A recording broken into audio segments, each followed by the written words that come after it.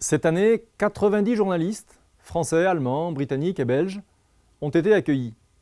Pour arriver à ce résultat, un dossier de presse et une sollicitation sont envoyés mensuellement à 600 journalistes.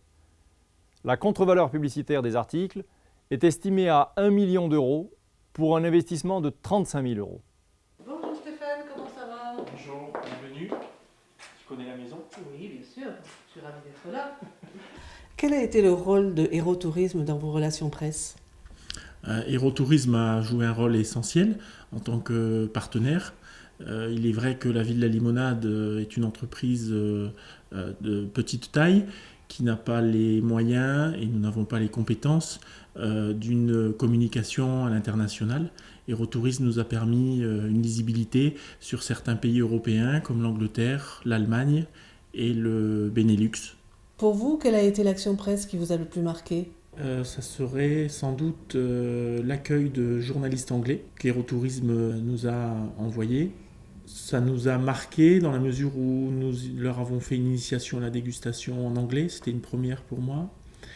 Et cela nous a valu une lisibilité dans Sunday Express, qui est un quotidien anglais, et The Oxford Mail. Donc c'est une grande fierté d'être apparu pour une première fois dans un journal à l'étranger.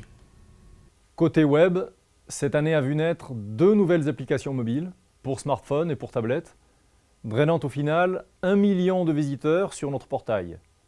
En parallèle, nous assurons une présence forte sur les réseaux communautaires.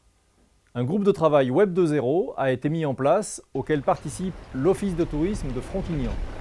Alors Paul, parle-nous de cette relation avec Héros Tourisme. Cette stratégie globale fonctionne sur un partenariat gagnant-gagnant par rapport à un partage sur des outils comme Facebook ou sur Tourinsoft. Donc des outils, une stratégie globale. Quel est l'intérêt de cette démarche ?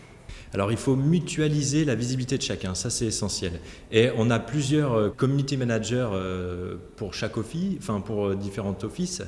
Et on échange sur un groupe dédié en fait, sur des réseaux sociaux.